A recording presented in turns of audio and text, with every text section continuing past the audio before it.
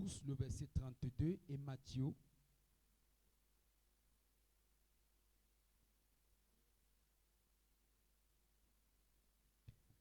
Oui. Oui.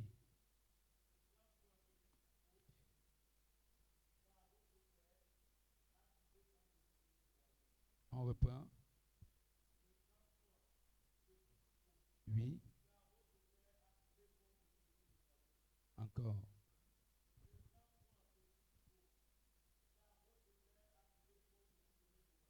Alléluia. Amen. Ne crains point, Petit troupeau, car, votre Père a trouvé bon de vous donner le royaume. alléluia. Nous allons dans Matthieu chapitre 11.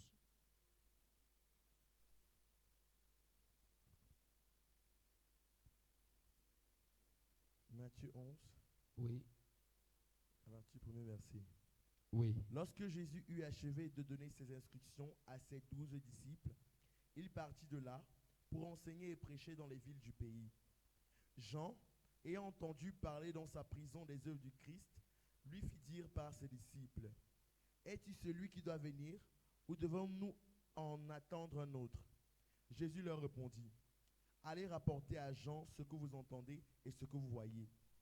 Les aveugles voient, les boiteux marchent, les lépreux sont purifiés, les sourds entendent, les morts ressuscitent, et la bonne nouvelle est annoncée aux pauvres. » Verset 12. Verset 12.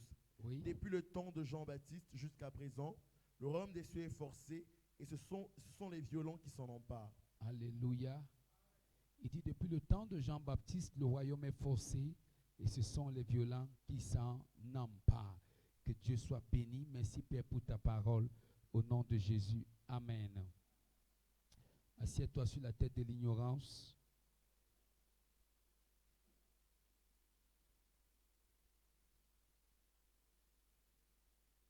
Amen.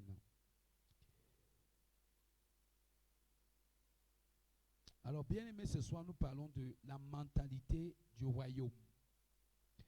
Je voudrais démarrer une série importante pendant ce temps de jeûne. Je vous ai dit, le thème du jeûne, c'était le repositionnement dans le spirituel. Et voici là où beaucoup de personnes, depuis lundi, devaient s'ouvrir pour écouter les enseignements et les temps de prière que nous avons. Mais c'est encore très malheureux pour moi en tant que pasteur de réaliser que malgré tous les enseignements que nous donnons, des gens négligent des temps précieux comme ceux-ci. Vous voyez, des gens certainement s'attendent à ce que Dieu agisse, mais des gens méprisent les méthodes et les moyens par lesquels Dieu viendra. Je continuerai à te dire que si nous tous, on devait avoir les miracles, on les aurait eus de la manière dont nous avons toujours voulu. Mais la Bible dit le royaume de Dieu ne vient pas de manière à plaire. Ça veut dire que ça ne vient pas de manière à ce qu'on s'attend, mais ça vient de manière souvent surprenante. Et qu'est-ce que nous disons par là? À travers les enseignements, que naturellement nous recevons. Un exemple très palpable, c'est que je vous ai toujours dit, parce que je voudrais que vous ayez la compréhension de la vision de notre commission, de là où nous partons. Il est facile pour moi, amen, de faire ce que d'autres font.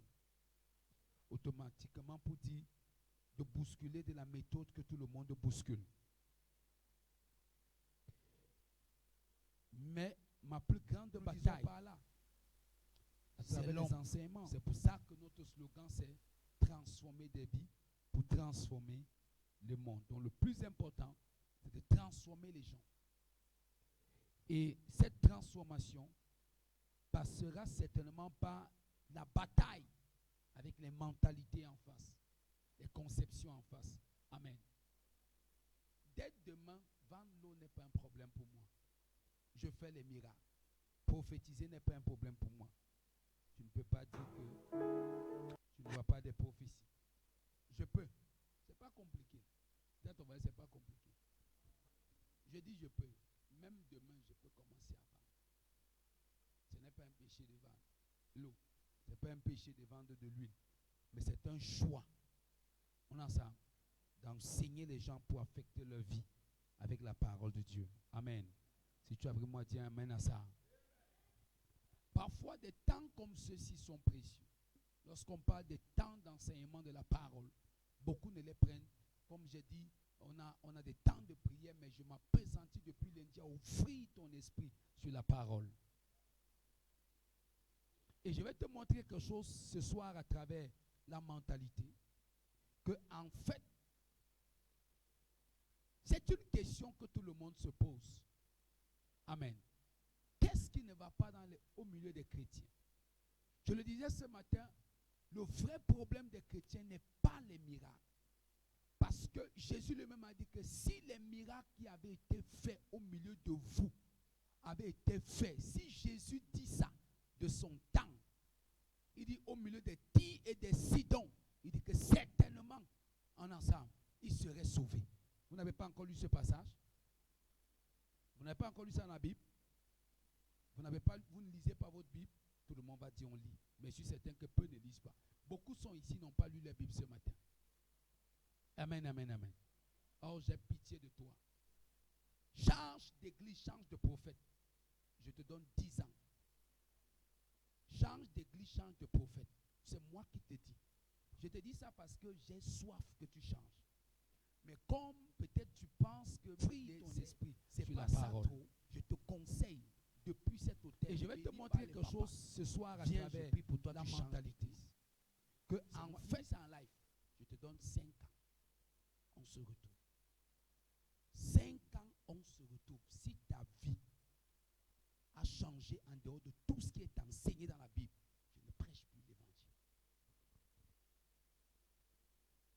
Si ta vie a changé en dehors de tout ce que je t'enseigne, je dis sur cet autel, je ne prêche plus l'évangile. Parce que je sais ce que je te dis. Celui qui a reçu le miracle aujourd'hui, en dehors de tous ces martèlements et cette soif, quand tu vois un pasteur qui a soif d'amener Dieu dans ton cœur, cette soif, en dehors de ça, tu reviens à l'étape 0. C'est un peu comme si tu prends de l'eau, on est ensemble, tu verses sur un tamis, on est ensemble, tu as l'impression qu'il y a l'eau, mais quelques temps après, qu'est-ce qui va se passer? On est ensemble, le tamis va rester vide. C'est la même chose. Parce que tant que la mentalité divine n'est pas présente pour amener ta vie, on ensemble à la manie. Vous savez, il y a une différence entre le miracle et expérimenter le règne de Dieu. C'est deux choses différentes. Amen, amen. Expérimenter quoi? Le règne de Dieu. Ouvrez votre entendement sur ce que nous sommes en train de partager. Quelle grande différence entre expérimenter le miracle et manifester le règne de Dieu. J'ai été impressionné, nous étions à Douala, et dans cette église, on est ensemble, je connais bien, loin de Dieu. Amen. Nous sommes ensemble. Des gens vomissent les lézards. Dis un amen à la parole. Tu sais ce qu'il dit là? Les gens vomissent les lézards. Des gens vomissent des lézards. Vomissent des fourmis. Ce n'est pas comme m'a dit, j'ai vu des photos. Nous sommes ensemble. Tout un tas de miracles. Mais qu'est-ce qui ne va pas ou qui n'expérimente pas? L'église n'expérimente pas la prospérité. Qu'est-ce qui se passe? Qu'ils sont là depuis et ils n'arrivent pas. Tu as pitié même de l'église qui est construite. Qu'est-ce qui se passe? Là, vous comprenez que non. Si tu penses que c'est ça qui peut changer les gens, non. Tu entends ça? Oh, je te dis la vérité, non. Je ne parle pas les choses, j'ai vu, non. Je le connais, non.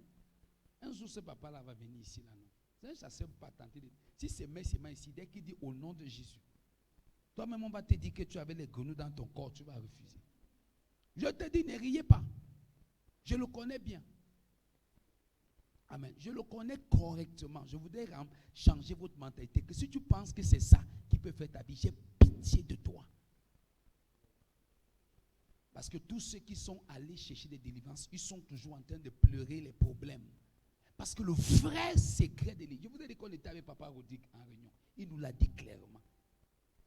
Que si c'est ça l'évangile, moi-même là, je suis fatigué. Parce qu'il faut changer la tête des chrétiens. De ça bénir la parole qui transforme leur vie. Parce qu'en fait, on se rend compte qu'après tout ça, la délivrance n'a jamais délivré quelqu'un. C'est l'affranchissement qui délivre quelqu'un. Et c'est la révélation. Ce n'est pas qu'on n'en fait pas. Je peux te faire vomir, ça ne me prend pas du temps. Ça ne me dérange pas. Mais il y a une vision qu'il faut construire.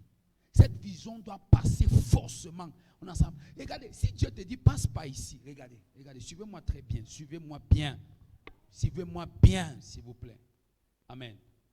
Nous sommes ensemble. Je vais vous dire, il n'y a rien qui arrive que je ne connais pas. Amen. Ce n'est pas parce que je ne m'exhibe pas ici pour dire que ainsi parle l'Éternel. Oh, je vois, oh, je fais comme ça. Nous sommes ensemble. Non, il n'y a rien. Il n'y a rien. On a ça. Non, il n'y a rien. Je dis même les attaques, les machins, tout ça. Je suis au courant de ça il y a 1 mois et demi. Qu'il y aura des attaques. Non, je dis 2 mois, il y aura des attaques, etc. Tout ça. Amen. Nous, on s'était déjà mis en prière à la maison depuis longtemps. Donc, il n'y a rien. C'est parce qu'on ne veut pas faire une église qui est seulement dans l'exhibition, mais une église qui est assise, où les gens ont compris enfin. Et je bataillerai jusqu'à ce que j'arriverai. Ça, c'est la vision de Dieu. Ce n'est pas la vision d'un homme. Donc, si tu attends que je vais faire la vision d'un homme, tu perds ton temps. Ta place n'est pas ici. Je te dis encore, ta place n'est pas ici. Amen. Il n'y a rien. Il n'y a rien. Je vous dis devant Jésus, il n'y a rien. Mais maintenant, imaginez.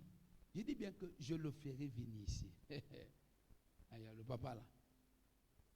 C'est lui-même qui m'a poussé à aimer la délivrance.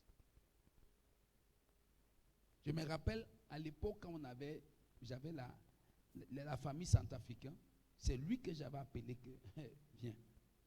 Il a fait sortir dans le ventre de la fille là, le morceau de chair qu'il avait fait la sorcellerie. Mais les Charlie étaient avec moi. Mon papa et sa famille disent qu'on souhaite que c'est toi qui nous coaches dans le ministère. On ne comprend pas. Après, je leur ai dit, c'est moi, j'apprécie tous les imams là, mais en fait, ce n'est pas là le ministère. Le ministère, amen, c'est d'affecter la vie des gens. C'est d'affecter la vie des gens. Avec quoi? Pas ce qu'ils voient seulement, on est ensemble, mais pas ce qu'ils entendent. Parce que la foi vient de ce qu'on entend. Et ce qu'on entend vient du message de Christ, de la révélation.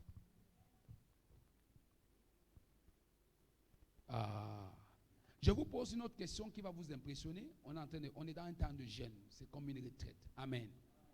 Vous connaissez des églises, il y a des grandes églises comme l'église de, je ne veux pas prononcer le nom, mais c'est l'église d'un papa qui est déjà parti, l'une des grandes églises de ce pays. On est ensemble. Vous connaissez de quelle église je parle? Amen. Ils sont dans le discipolat. Amen. Dans ce lieu-là, il y a tellement de possédés. Quand ils arrivent dans une église, même ici, il y a des là qui sont déjà venus ici. C'est les premiers à manifester. Mais je vous pose la question, pourquoi est-ce qu'aucune autre église qui chasse les démons, qui fait des miracles, ne les atteint pas? Qui m'a compris maintenant? Pourquoi? Je vous parle comme des gens qui doivent aller loin. Nous chassons les démons ici. Excusez, je ne suis pas... Ne tente pas d'enlever dans ta tête qu'on doit chasser les démons. Mais je veux que tu sois un chrétien équilibré. Maintenant, nous chassons les démons ensemble. Toutes nos églises, aucune église au Cameroun, actuellement, ne les atteint. Le leader est mort depuis des années, depuis 2008. Amen. Nous sommes combien d'années aujourd'hui? 12 ans. Personne ne les atteint. On est ensemble. telle est la réalité profonde de cette église. Amen, amen. Pourquoi? Parce qu'on a ça. Une vision claire est poursuivie. La révélation de la parole de Dieu est donnée et les cœurs sont établis, malgré qu'à l'intérieur, on a ça. Il y a même des influences cachées. Les gens progressent par la lumière de la parole qui est dans leur esprit. Oh. Je peux t'aider? Oui. Je peux encore te citer une autre qui n'est pas forcément camerounaise. Amen. On ne dit pas camerounais. Les gens ont tellement de problèmes. Mais qui est prospère comme eux? Point d'interrogation.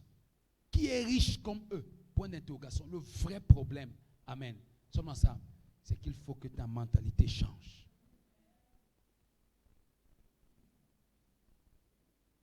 Je t'amène encore quelque part. Comment est-ce que les païens, donc, avec tous les démons là, sont les plus riches? Avec tous les esprits qui les troublent, sont les plus riches. Ah, c'est parce qu'ils sont dans les alliances. Et toi, allons en Jésus. Tu me réponds? Je vais changer ta mentalité.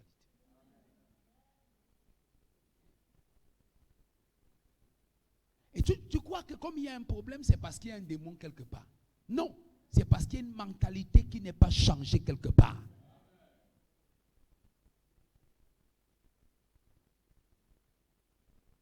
C'est très sérieux. Alléluia. Gloire à Jésus. Il y a une mentalité qui n'est pas changée quelque part. Donc, le vrai problème, c'est la mentalité. Et vous devez comprendre ça. Regardez les ministères qui chassent les démons. Et ça, un ministère qui veut aller loin doit comprendre les principes spirituels. Comment un ministère qui chasse les démons a des prophéties n'atteint pas une église comme celle dont je viens de parler? Mais quand tu les rencontres, infidèles là-bas les esprits, mais comment ils font pour prospérer? Comment ils font pour exceller? C'est qu'en fait, aussi puissant que peut être un démon, je voulais vous amener quelque part, aussi puissant que peut être un démon, nous sommes ensemble, s'il n'a pas accès à ta mentalité, il ne peut pas avoir accès à tes possibilités. Oh, ton amen ne me plaît pas.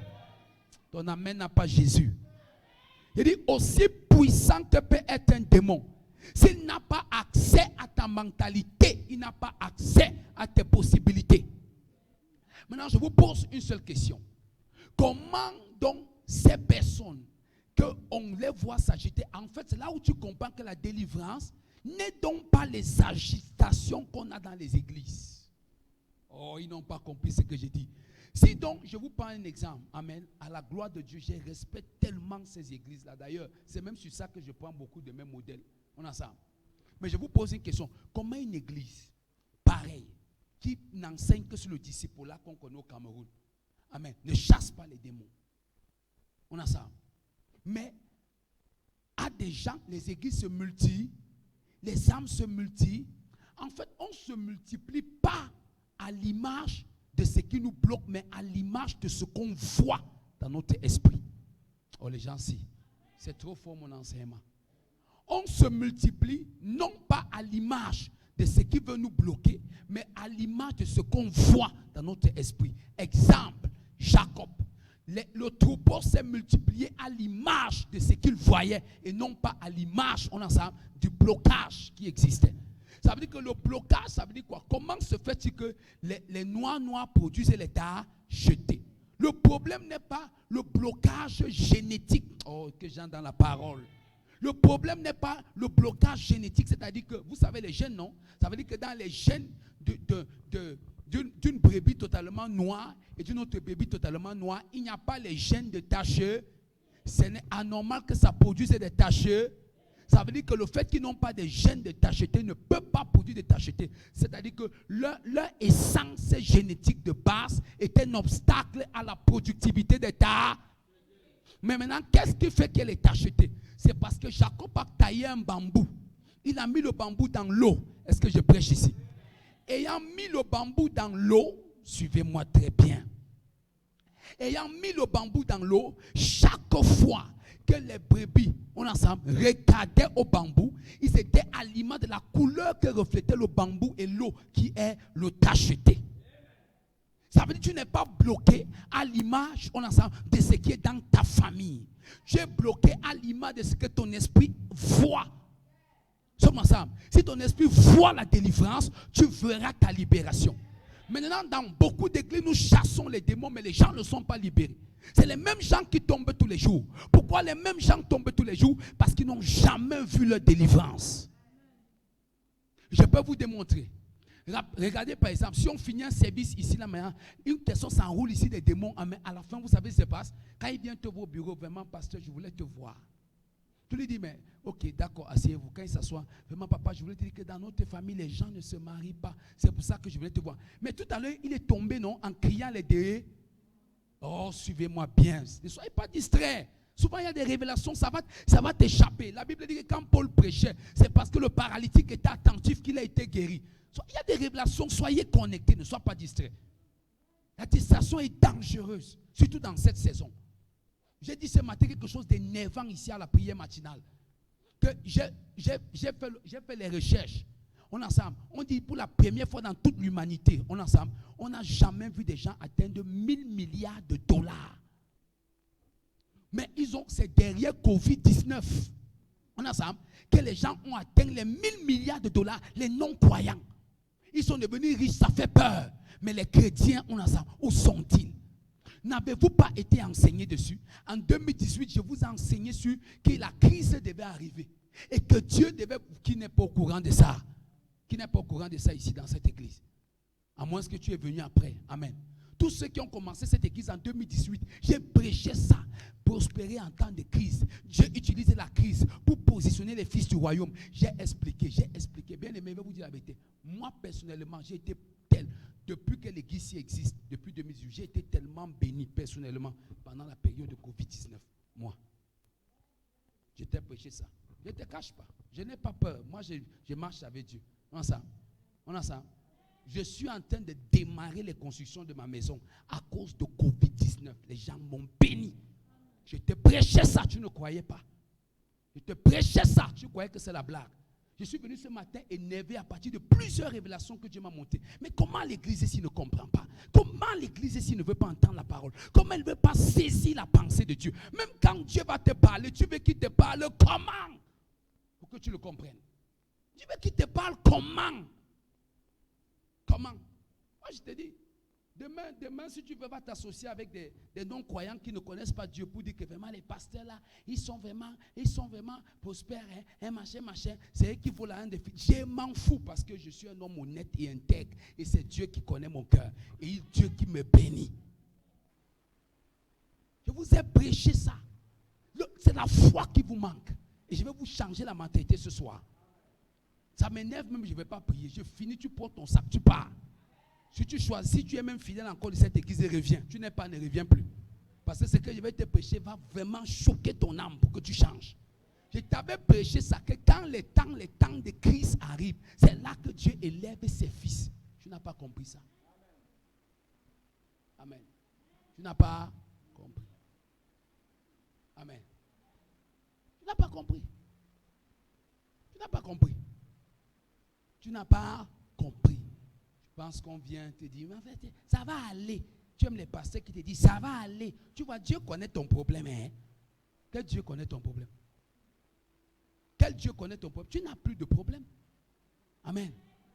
On est ensemble. Tu portes Christ en toi, qui est la solution à tous les problèmes. Christ a porté tes problèmes. C'est ta mentalité. Sommes ensemble. Il dit que regarde. Si vous ne regardez pas, vous n'aurez pas de résultats. Si vous ne regardez pas, vous n'aurez pas les résultats.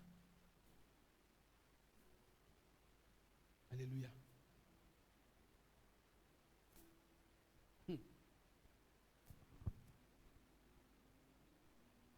Quand je disais à la mère qui regarde ce que une personne à l'étranger a dit, a béni, elle a regardé, elle a eu peur.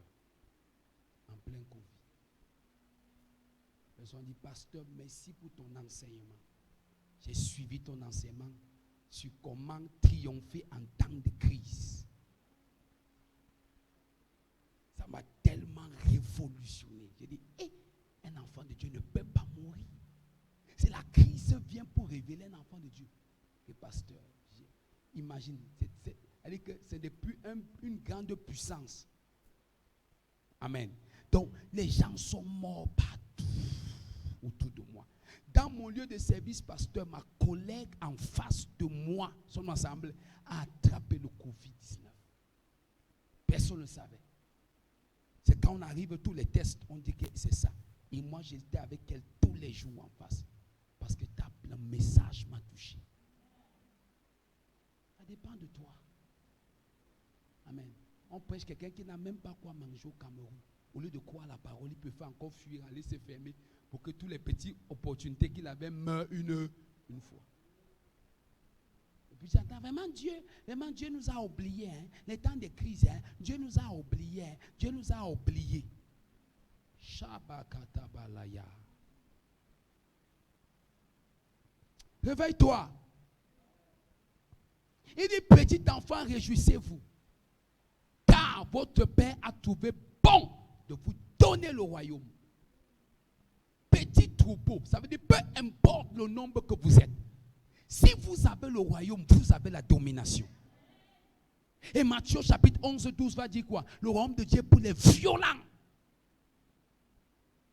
Il dit, ce sont les violents qui s'en emparent. Quand on dit les violents, ça veut dire le mot s'emparer signifie on ensemble qui prend par la force. Tu as lu ça dans la Bible? Prends par la force. Mais toi, tu pleures devant les circonstances.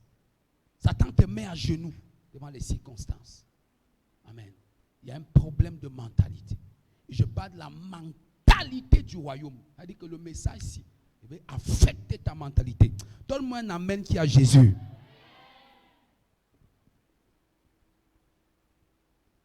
C'est très important.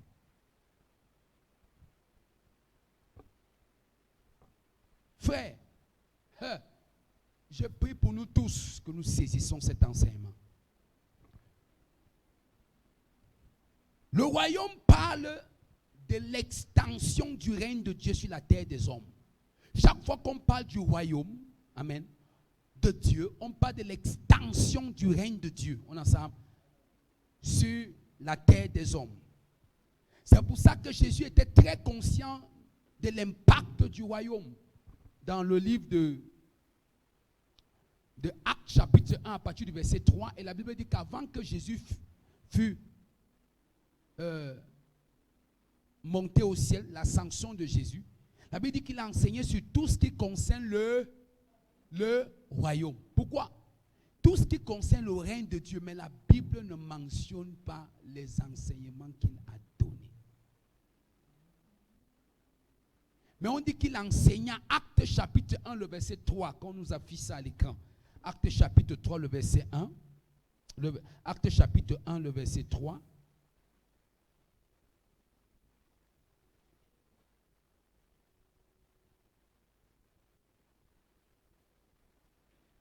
Acte 1, le verset 3. Après qu'il eut souffert, il apparut vivant et leur en donna plusieurs preuves, se montrant en eux pendant 40 jours et parlant des choses qui concernent le royaume de Dieu. Donc il parle des choses qui concernent l'extension du règne de Dieu. Qui m'entend maintenant? Donc le royaume, c'est l'extension du règne de Dieu. Ça veut dire qu'en fait, quand Jésus a dit le royaume est parmi vous, on ensemble, il voulait parler de lui. On ensemble, ça veut dire que je viens avec le règne de Dieu. On ensemble. Maintenant, si je suis en toi, partout où tu es, le règne de Dieu par toi est à cet endroit. Ensemble. Ça veut dire que tu deviens l'extension du règne de Dieu partout où tu te trouves. C'est pourquoi d'autres versions t'appellent ambassadeur. Donc tu es la représentation, on ensemble, de l'État auquel tu appartiens. Le royaume auquel tu appartiens, le royaume des cieux. On ensemble, ou le royaume de Dieu. Amen. Tu es la représentation de ce royaume partout où tu es. Partout où tu es la représentation de ce royaume.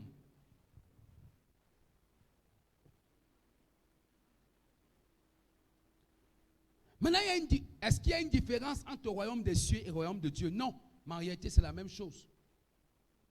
Mais pour les bébés, on va dire non, c'est différent. C'est la même chose. Royaume de Dieu, royaume des cieux. Pourquoi? C'est la même chose.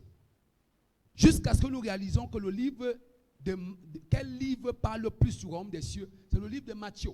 Pourquoi? Parce que Matthieu a écrit particulièrement aux Juifs. Et Matthieu a présenté Jésus comme un roi. On est ensemble? C'est pour ça que s'il présente Jésus comme un roi, il ne peut que parler du roi, du royaume. C'est pour ça donc que maintenant nous ne pouvons pas dire le royaume de Dieu. Parce que le mot Dieu ne se prononçait pas n'importe comment par les Juifs. Les Juifs trouvaient des substitutifs, par exemple, on est ensemble, comme Adonai. Parce que pour dire Dieu, il fallait te sanctifier multiples fois. Maintenant, s'il faut que tu te sanctifies chaque fois avant de dire Dieu, ça va te prendre des milliards d'années. C'est pour ça qu'ils ont préféré utiliser les mots Adonai, Seigneur, on est ensemble. On est ensemble. Rabouni, maître, par exemple. Donc, Matthieu ne pouvant pas dire royaume de Dieu, il a dit royaume des cieux pour que son évangile, son message soit accepté par les Juifs. Il n'y a pas une différence en réalité. Il n'y a vraiment pas une différence. Mais ça, c'est dans la vraie explication de la parole. Il n'y a pas une différence entre le royaume de Dieu et le royaume des cieux. C'est la même chose. Mais c'est juste une question de contexte. Parce que Matthieu écrit dans le contexte des Juifs qui, en ensemble, ne prononcent pas n'importe comment le nom de Dieu. C'est pour ça que seul Matthieu mentionne plus le royaume des cieux. Car il présente Jésus comme un roi et comme les Juifs, je vous l'ai dit tout à l'heure, ne prononçaient pas n'importe comment ce nom, alors il est obligé de mettre le royaume des cieux, comme on pouvait remplacer avec des attributs tels que Adonai. Par exemple, si vous prenez deux passages de la Bible, par exemple, comme Matthieu 4, 17. Matthieu 4, 17 va dire quoi? Que repentez-vous car le royaume des cieux est proche. La même citation par Marc, ce n'est pas repentez-vous car le royaume de Dieu. Marc dit repentez-vous car le royaume de Dieu est proche. Vous voyez un peu ça? Ça veut dire qu'en fait, c'était une question de contexte. Prenez les versets, vous allez lire à la maison pour montrer, pour faire la comparaison. C'est important que vous fassiez ce qu'on appelle l'étude de la parole pour comprendre. C'est pour ça que je vous donne ces tests. Par exemple, pour dire que c'est la même chose, parce que c'est les mêmes tests, mais cependant, Matthieu, à cause du fait qu'il écrit aux Juifs, voilà, on voit Matthieu 4, 17, Marc 1, 14 à 15. Matthieu 4, 17, Marc 1, 14 à 15. C'est les mêmes citations. Rapidement, Marc 4, non, autant pour moi. Matthieu 13, 31 à 32 dans la parabole des semeurs, des blés et tout ça. Matthieu 13, 31 à 32, c'est l'équivalent de Marc 4, 30 à 31. Matthieu 13, 31 à 32, c'est l'équivalent de Marc 4, 30 à 31. On a par exemple Matthieu 18, 3 à 4. Et on a également Marc 10, 14 à 15. Vous allez voir que tout ça, c'est les mêmes tests, mais seulement l'autre dit royaume des cieux, l'autre dit royaume de Dieu. Amen. Voilà. Donc, Matthieu 4, 17, qui est la même chose dans Marc 1, 14 à 15. Matthieu 13, 31 à 32, qui est l'équivalent de Marc 4, 30 à 31. Matthieu 18, 3 à 4, qui est l'équivalent de Marc 10, 14 à 15. Alors, pour simplifier, certains ont simplement estimé que le royaume des cieux peut être comme le siège des institutions divines. Mais en réalité, ce n'est pas ça, mais on le donne pour celui qui n'est pas forcément, amen, profond dans les études. On pourra dire que non, le royaume des cieux, c'est le siège des institutions divines. Amen. Seulement ça. Et le royaume de Dieu, donc, c'est la manifestation du règne de Dieu. Je viens de le dire. Le royaume de Dieu, c'est la manifestation du règne de Dieu. Amen. Le royaume de Dieu, c'est quoi? La manifestation du règne de Dieu. La manifestation du règne de Dieu, autrement dit, la manifestation de la puissance de Dieu. La manifestation du règne de Dieu, de sa puissance. Le royaume de Dieu, c'est également la sphère ou la volonté de Dieu. C'est la sphère. C'est-à-dire, quand on dit sphère, c'est-à-dire un environnement, une surface, un domaine. On se comprend très bien. Ça va? Ça va? Je mets les bases pour que vous soyez dans la révélation. Donc, le royaume de Dieu, c'est quoi? C'est la manifestation du règne de Dieu, de sa puissance. Nous l'avons dit. Maintenant, c'est une sphère où la volonté de Dieu est connue et respectée. C'est là où ça commence bien. C'est une sphère où la volonté de Dieu est connue et reste. C'est une sphère, c'est-à-dire c'est un environnement, un domaine, un endroit, un territoire, un aspect où la volonté de Dieu est connue et respectée. Bien aimé, ce que je vous dis là, c'est des enseignements fondamentaux. Vous devez les noter et vous devez les maîtriser. C'est très important. Ce que nous sommes en train d'expliquer. Parce que tout à l'heure, j'arrive. Vous allez vous comprendre pourquoi. Tu es dans un aspect de la vie, tu ne règnes pas. Tu ne règnes pas parce que tu n'as rien compris du royaume de Dieu. Qui me comprend maintenant? Sommes ensemble. Regardez, vous ne pouvez pas dominer jusqu'à ce que vous deveniez conscient de la mission qui vous engage. Vous ne dominerez jamais jusqu'à ce que vous deveniez conscient, ensemble, de celui qui vous a employé. L'ambassadeur des États-Unis n'a peur dans aucun pays. Pourquoi? Parce que l'État dont il représente est un État puissant sur la surface de la terre. Tu peux tenter l'ambassadeur des États-Unis. Tu peux tenter. Tu peux tenter. Tu peux tenter. Non, parce qu'ils sont puissants. Amen. Ils sont comment? Puissants. Parfois, tu vois, c'est une femme. L'ambassadeur de la France, par exemple, au Cameroun, tu ne peux pas, parce que la France, c'est un pays puissant. Amen. Peu importe la taille de l'ambassadeur, peu importe s'il ne sait même pas parler anglais, on est ensemble. Là n'est pas le problème. C'est qui est-ce qu'il représente. C'est pour ça que c'est important pour vous d'avoir la connaissance du royaume de Dieu. Donc, c'est la manifestation, on a dit c'est la sphère où, regardez, c'est une sphère. Une sphère, c'est quoi?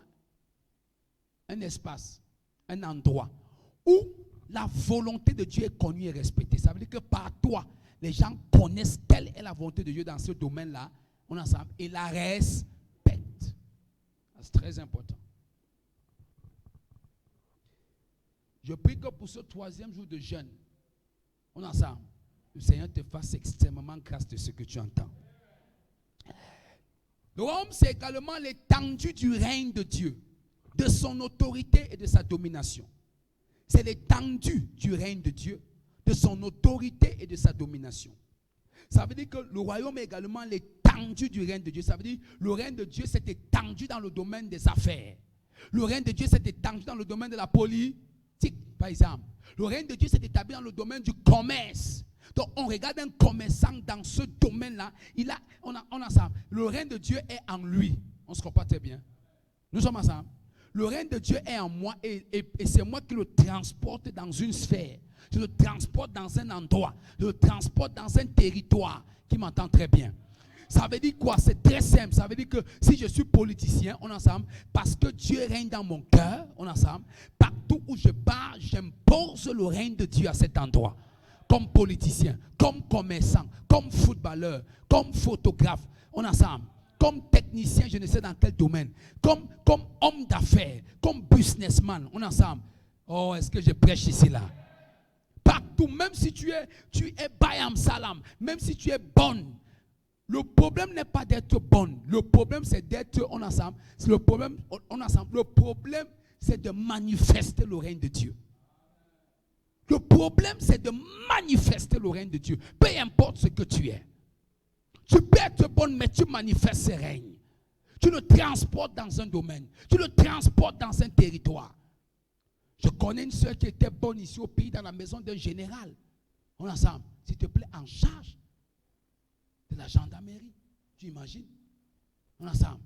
Elle a converti la femme de ce général. Elle était quoi? Bonne. Convertie jusqu'à la mener dans son église. Mon frère, c'est ça ce qu'on appelle le règne de Dieu. Le règne de Dieu n'a rien à voir avec ce que tu fais. Le règne de Dieu a à voir avec qui tu es en Christ. Sommes ensemble. Le règne de Dieu n'a rien à voir avec ce que tu fais, mais qui tu es en Christ. Qui est-ce que tu es? Qui est-ce que tu es en Christ? C'est ça le règne de Dieu. Gloire à Jésus. Est-ce que je prêche dans cette salle? Que quelqu'un me donne un amen comme le tonnerre. Maintenant, Romains 11, 36. Maintenant, qu'est-ce que la mentalité? Nous avons fini avec le royaume, maintenant parlons de la mentalité. La mentalité, de manière générale, est l'ensemble des croyances et habitudes d'esprit d'une collectivité. Donc, c'est l'ensemble des croyances et des habitudes, ensemble, d'esprit qu'une communauté a. Par exemple, tu regardes les gens qui sont, par exemple, en Vocada, ils ont une mentalité. Les gens qui sont à Somba, ils ont une mentalité. Les gens qui sont à Bastos, ils ont une mentalité. Quelqu'un qui est à Bastos ne pourra jamais se comporter comme quelqu'un qui est en Vocada. Dans ce quartier. Pourquoi? Tout simplement parce que à Bastos, les gens sont dans les barrières. Les gens sont grands d'esprit. Ensemble, les gens savent prendre soin d'eux. Et personne ne s'occupe du voisin. Alors qu'en Vocada, ce n'est pas le cas. Quand tu sors, tout le monde te regarde. On chuchote. Quand tu reviens, tout le monde te regarde. On chuchote. Sont ensemble. Les choses se racontent des maisons en mer. Ce sont les mentalités. Ça veut dire que l'ensemble des croyances et des habitudes ensemble liées à une collecte, des habitudes d'esprit d'une collectivité. C'est pourquoi même dans le domaine spirituel, les églises ont les mentalités différentes des autres. Chaque église a la mentalité selon la vision qu'a reçue son pasteur. Nous sommes ensemble. C'est pour ça qu'il y a des églises qui ont des mentalités terribles et qui ont besoin de délivrance. Pas la délivrance de la prière. Amen, amen. Pas la délivrance de la prière. Mais la délivrance de la mentalité. Si tu es dans cette salle, dis un amen comme le tonnerre.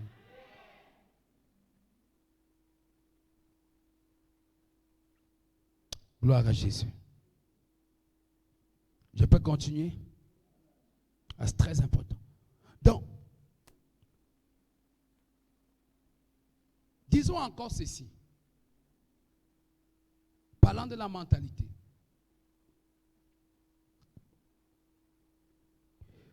Donc, expliquons maintenant. Donc, c'est une façon de penser, un comportement moral. Donc, la mentalité est une façon de penser. C'est un comportement moral.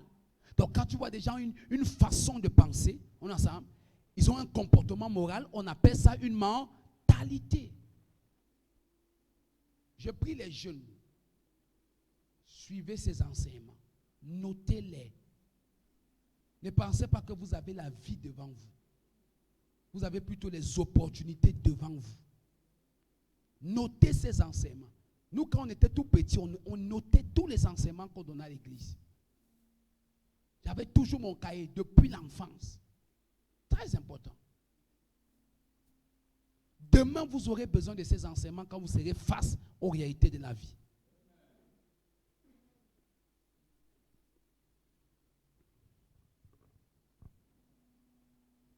Amen, amen. C'est très important. Disons encore ceci. Maintenant, qu'est-ce que le règne? Puisque on parle de manifester le royaume, autrement dit, dans le royaume parle du règne. Le règne, c'est la domination de quelqu'un qui jouit d'un pouvoir absolu dans un domaine donné. Le règne, c'est la domination de quelqu'un qui jouit d'un pouvoir absolu dans un domaine, amen, dans un domaine donné ou dans un domaine précis. Donc, c'est quelqu'un qui jouit d'un pouvoir absolu dans un domaine particulier. Il y a une domination, la domination de quelqu'un, jouissant d'un pouvoir absolu dans un domaine particulier. Rapidement, disons ceci, Dieu a tout créé pour un but.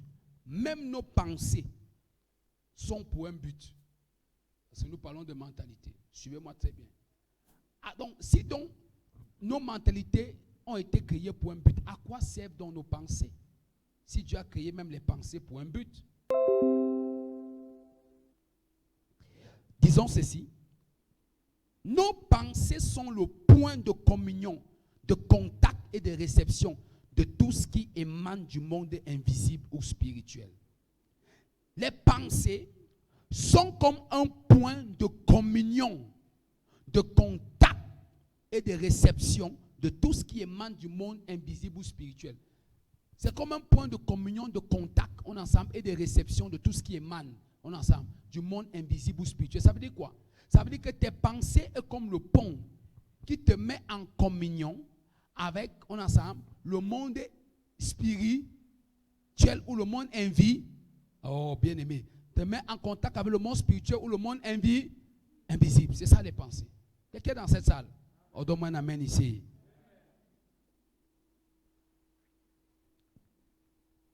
C'est pour ça qu'on ne peut pas te donner des choses au-delà de ce que ta main peut recevoir. Ça veut dire quoi? Ça veut dire que vous ne pouvez pas prendre ce baffle et mettre sur les mains d'un enfant. Ce n'est pas possible. Parce que cet enfant n'a pas les mains capables de supporter ce baffle. On se comprend maintenant? Il en est de même de Dieu. De même, Dieu ne peut pas te donner au-delà de la capacité de réception de ta mentalité. Ça veut dire que chaque fois que Dieu veut donner à une personne, il lui donne selon la mesure de sa mentalité. C'est pour ça que nous ne recevons pas. Quand vous êtes enfant, vous recevez les choses par la main. Mais quand vous êtes grand, vous les recevez par votre mentalité. Oh, les gens, s'ils ne sont pas ici. Ton amen n'est pas ici. C'est comme si je prêche à deux personnes. Est-ce que je peux entendre les amens? Donc, je répète ceci. Quand tu es un enfant, tu reçois les choses dans tes mains. Mais quand tu es grand, tu ne reçois les choses dans ta mentalité. Donc, on ne donne pas à un grand dans la main, on lui donne dans sa mentalité. Je vais vous expliquer. Par exemple, si vous êtes grand, vous venez voir quelqu'un, vous lui dites, il n'y a rien pour les pauvres. On est ensemble. Qu'est-ce qu'il va te donner?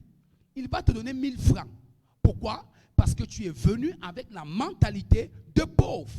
Et tu reçois selon la mesure de ta mentalité. Suivez-moi très bien. Mais si vous venez à quelqu'un et vous lui dites, s'il te plaît, est-ce que tu peux me faire une faveur là? Sommes ensemble. Tu vois, la mentalité n'est pas là. Est-ce que je peux avoir une faveur? Laquelle?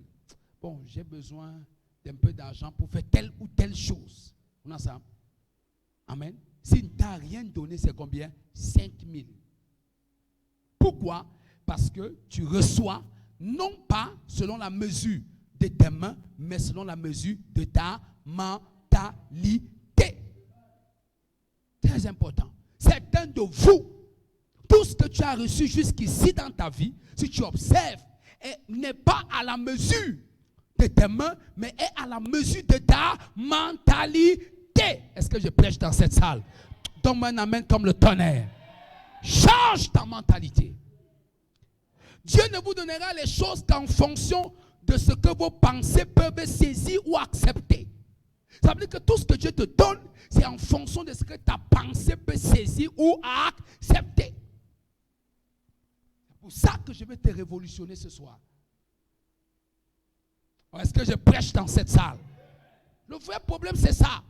Tu entends des gens passent autant à crier des nuits de prière et des jeûnes sont ensemble sans rien recevoir. Pourquoi? Parce que le vase avec lequel il vient n'est pas leur parole, c'est leur mentalité. Je vais vous démontrer ça tout à l'heure.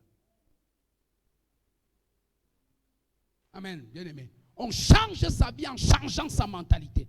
On change sa vie en changeant sa perception qu'on a des choses.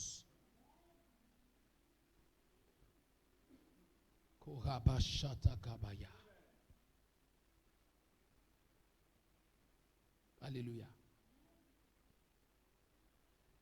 J'ai un grand frère à moi. On a grandi ensemble et tout dans le Seigneur et tout. On est tous dans le ministère. Amen. Et puis on était séparés un bon bout de temps. Amen. Il est arrivé chez moi. Amen. Et il m'a dit non, je vais arriver chez toi. Et puis il est arrivé dans sa grosse voiture, son luxe et tout. Alors pendant qu'on causait, je lui ai dit, tu sais que moi, je sais que le vrai problème peut-être qui peut exister entre nous, c'est que je n'ai jamais fait comme les autres. venir te demander, venir te supplier. Non. Parce que moi, je crois en moi. Peut-être ça peut te déranger que, mais pourquoi je me comporte comme ça? Est-ce que je suis orgueilleux? Je ne suis pas orgueilleux. C'est juste que j'ai une mentalité comme ça depuis l'enfance. Tu peux penser que c'est ça le problème. On a ça. Alléluia. Et c'est ce qui s'est passé. En sortant de chez moi, tu sais ce qu'il me dit? Vraiment, waouh, tu as bien fait ta maison. Et tu es en location. Ok. Tu as le terrain. Je dis depuis. Et tu vas commencer à construire. Oui, ok. Dès que tu construis, je te vis l'argent dans le compte. C'est ça. Et l'autre jour, lui a dit, ok, je vais construire. On a ça. Je n'ai pas besoin de te dire. C'est ta mentalité. Ta mentalité. Ta mentalité. Ta mentalité. Change ta mentalité. Ton vrai problème, c'est ça. Combien de personnes ont déjà été aidées par plusieurs personnes, mais ça n'a pas abouti. Le problème, c'est leur mentalité. Quand vous voyez quelqu'un qu'on a déjà aidé 10 fois, il ne produit pas de résultats, laissez-le. Parce qu'il y a des gens que même Dieu a déjà déposés. Vous essayez de vouloir les porter. Et quand vous essayez de porter quelqu'un que Dieu a déposé, vous savez ce qui se passe? On est ensemble. Vous subissez ces fardeaux.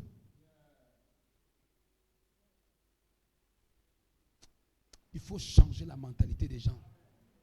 Quelqu'un a dit un jour, si tu aimes quelqu'un, ne lui donne pas le pain. Change sa mentalité. Si tu aimes un peuple, change sa mentalité. Nos pensées, les pensées, la pensée est illimitée. Mais ce qui nous limite, ce qui limite la pensée, c'est notre mentalité. Maintenant, on va voir maintenant les deux. La pensée est illimitée. Ça veut dire qu'en fait, il n'y a rien qui peut arrêter une pensée. Pourquoi? Parce que certains de vous, quand tu es ici, on te parle des États-Unis, dans ton esprit, tu imagines ce que les États-Unis peuvent, vrai ou faux? Certains de vous, tu imagines, vrai ou faux? Parfois, tu décides d'aller dans un deuil. Tu ne connais pas le village. Mais dans ta tête, tu t'imagines comment peut être ce vie. Ça veut dire donc que la pensée est illimitée. Mais ce qui peut la limiter, c'est la mentalité. Donc, beaucoup de personnes, leur réflexion, on ne se comprend pas très bien, leur imagination est limitée par leur mentalité. Donc, ce qui limite ta capacité à penser au-delà du naturel, à penser au-delà des circonstances, c'est la mentalité.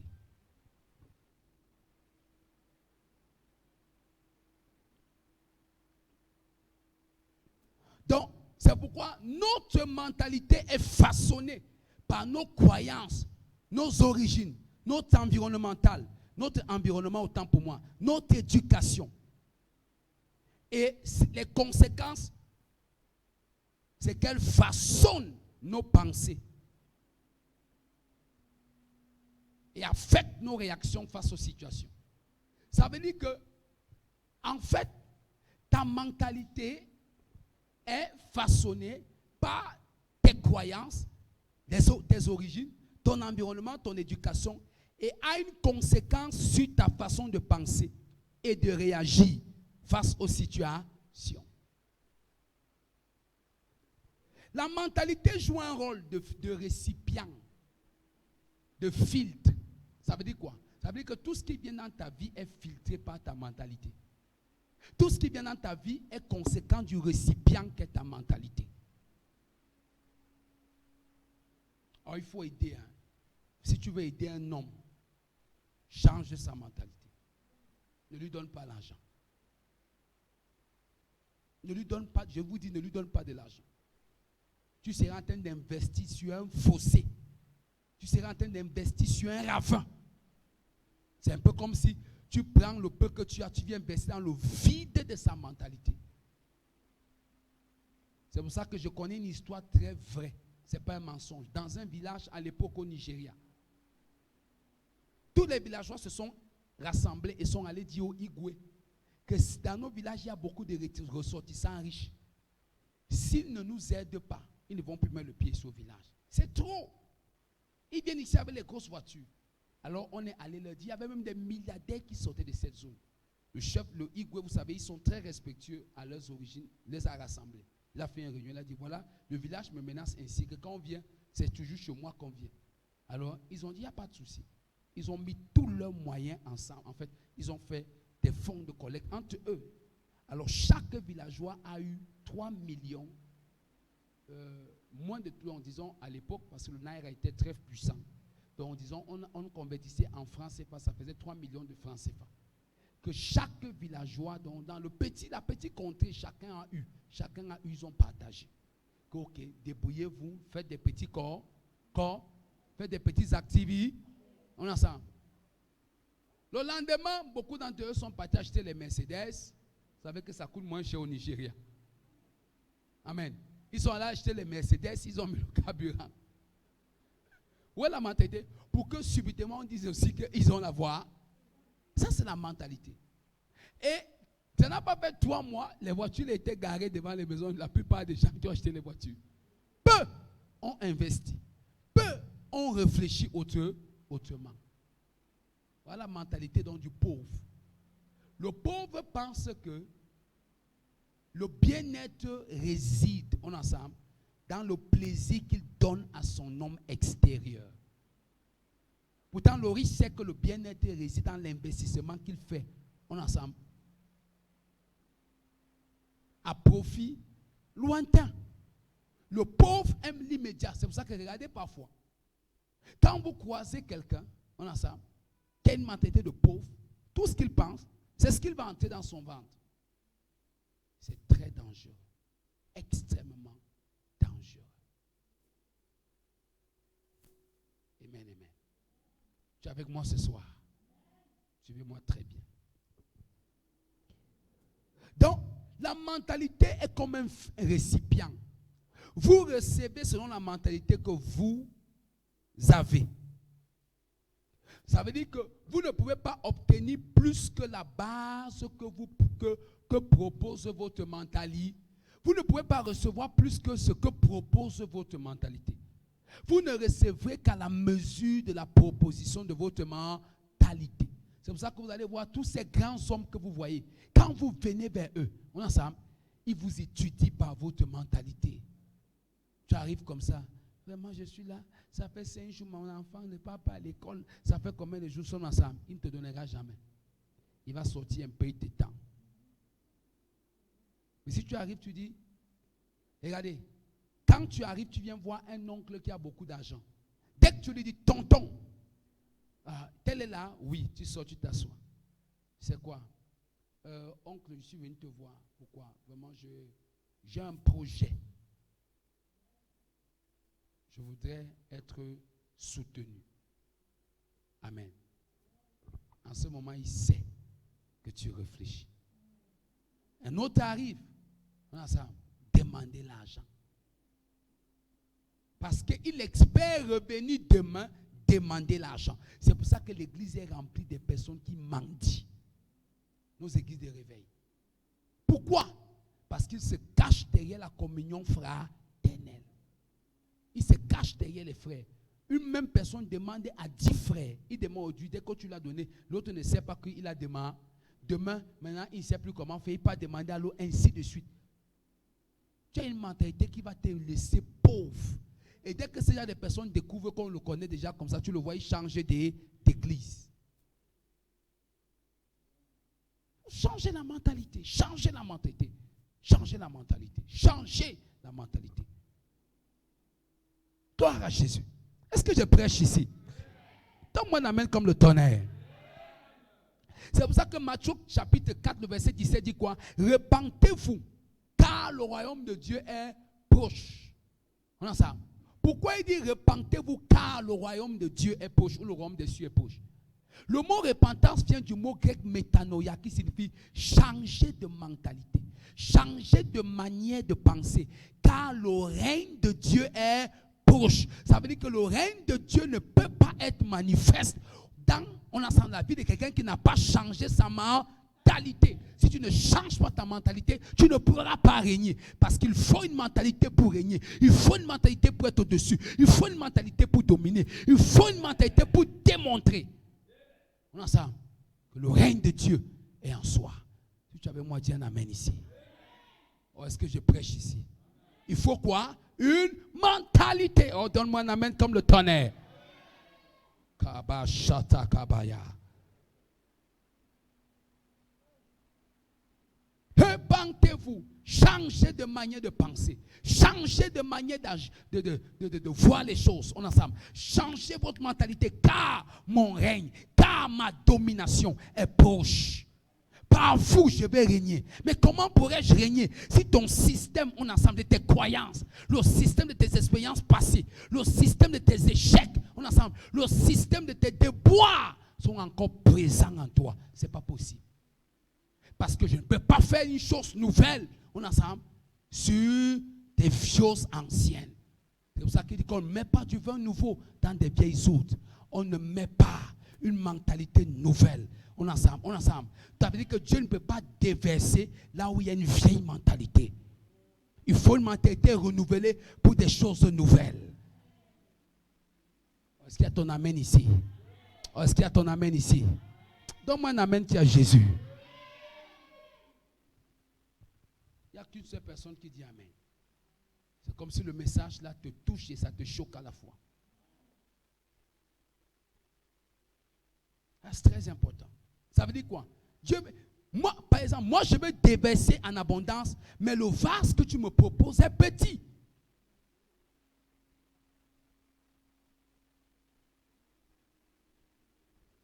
Vous savez la raison pour laquelle nos prières ne sont pas exaucées? Parce que nous demandons des choses à Dieu qui ne correspondent pas à la mentalité que nous avons. Nous demandons des choses à Dieu qui ne correspondent pas à la mentalité que nous avons. Tu entends quelqu'un qui dit, Seigneur, donne-moi une voiture. Et quand il y aura la panne, il va crier qu'il n'a pas l'argent. À quoi lui c'est dans la voiture?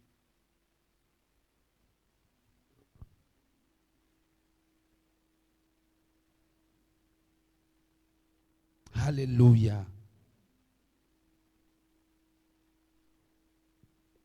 Exemple, la pauvreté, les échecs chroniques, les problèmes récurrents dans la vie des personnes est en grande partie le problème de la mentalité. C'est une question de mentalité. Parce que quand la mentalité n'est pas changée, le tort est jeté sur les autres concernant tout ce qui nous arrive. Quand la mentalité n'est pas transformée, le tort est jeté sur les autres. C'est à cause de mon père, c'est à cause de ma mère, c'est à cause de ma soeur. Et voilà le vrai problème des Noirs. Voilà plus de combien d'années la traite négrière est finie. Combien d'années la colonisation est finie. On est toujours en train d'accuser le blanc. De tout ce qui nous arrive, c'est la France. Tout ce qui nous arrive, c'est la France. Voilà le noir. Toujours en train de jeter le tort ailleurs. Pourquoi? Parce que la mentalité n'est pas changée. Oh non, c'est parce que mon père m'avait fait ceci. Ma mère m'avait fait ceci. Mon pasteur m'avait fait ceci. Ma soeur m'avait fait ceci. Et là où tu es à présent, où tu accuses ton pasteur, là, c'est lui qui t'empêche de réussir. Là où tu accuses ta mère, là où tu es là maintenant, tu dis que c'est à cause de ta mère. Elle est là. Là où tu es là maintenant, tu dis que c'est à cause de ton frère. Il est là. Tu vois que c'est ta mentalité qui est le problème.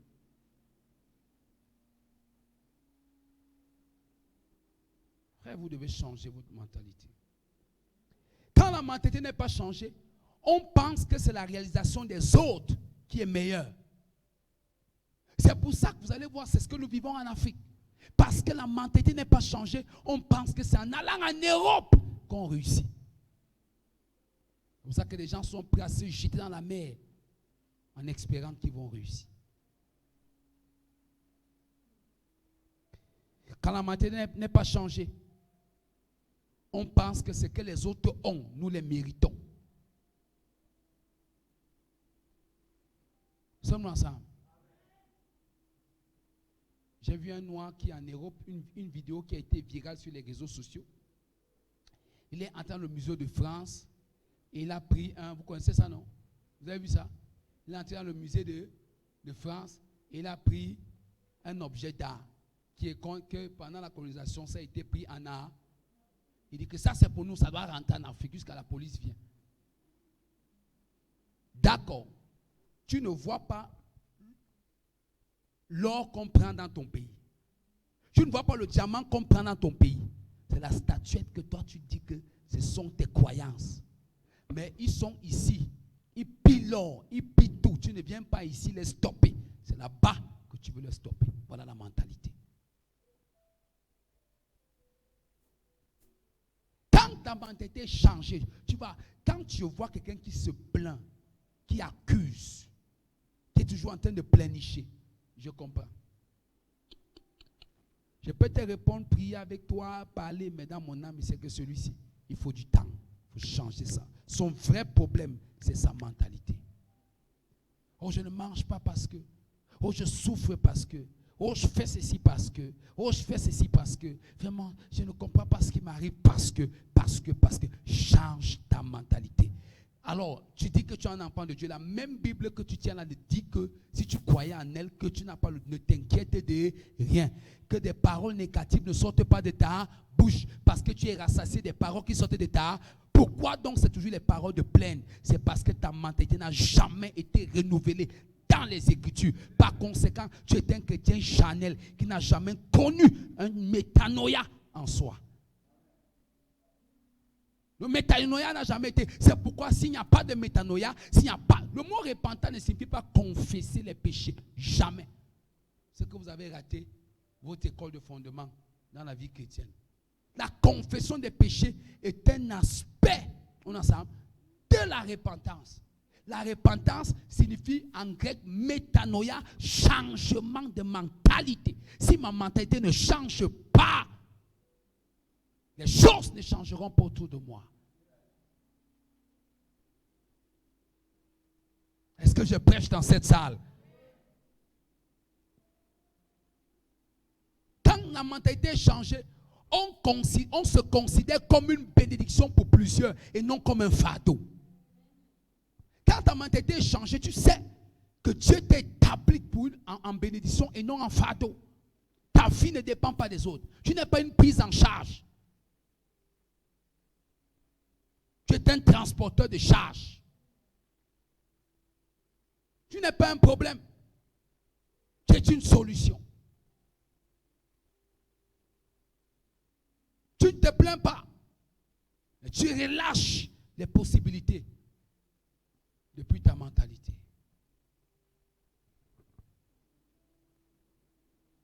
Tu es dans cette salle. Oh. La Bible dit, tout est possible à celui qui croit. Croire ici, croire est un effet de la mentalité. Ça veut dire, ce que je crois dans ma mentalité détermine mes possibilités. Ce que tu crois dans ta mentalité détermine tes possibilités. Par conséquent, la foi est la capacité dans ma mentalité à recevoir de Dieu. La foi est la capacité dans ma mentalité à recevoir de Dieu. Parfois, quand on dit aux gens, aie la foi, en réalité, le vrai problème, c'est que cette foi n'y existe pas. Parce que leur mentalité, longtemps, a été défectueuse.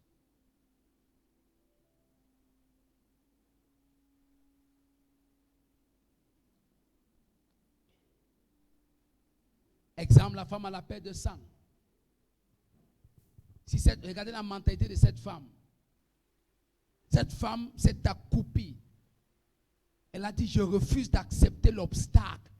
Vous savez, elle serait restée chez elle et dit que, comme je suis une femme maudite selon la loi, parce que je saigne, si je sors, on va me l'habiller, on va m'insulter.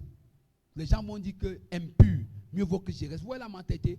Les gens trouvent des excuses imposées par les lois de la vie.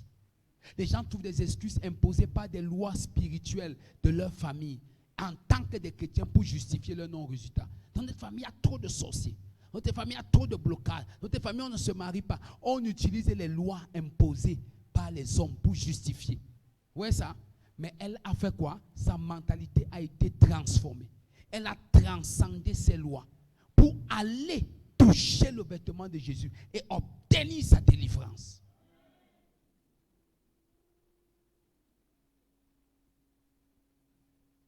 Quand Jésus dit ta foi t'a sauvé, ça veut dire quoi? Est-ce que c'est parce qu'il ne peut pas guérir? Non. C'est pour dire qu'en fait, tu as fait ce que d'autres ne peuvent pas faire pour recevoir ce que tu désirais. Ça veut dire que ta mentalité est allée plus loin que les autres qui étaient malades. C'était simplement pour dire que si d'autres ne sont pas guéris, c'est parce que leur mentalité n'a jamais changé. Un peu comme l'homme à la piscine de Bethesda. Pendant 35 ans, il a la même mentalité. Il n'y a personne pour me jeter. Les inquiétudes, les plaintes. Il n'y a personne pour me soutenir. Il n'y a personne. Ah ben, s'il n'y a personne pour te soutenir, où est donc Dieu en qui tu prétends avoir cru? Où est donc Dieu en qui tu prétends mettre ta confiance? La mentalité est un récipient. Autrement dit, il y a deux notions dans la mentalité. Changer de pensée et changer de mentalité. Changer de pensée et changer de mentalité. Laissez-moi aller demain, on est toujours dans ça. Je voudrais dire que cette semaine, c'était un repositionnement spirituel.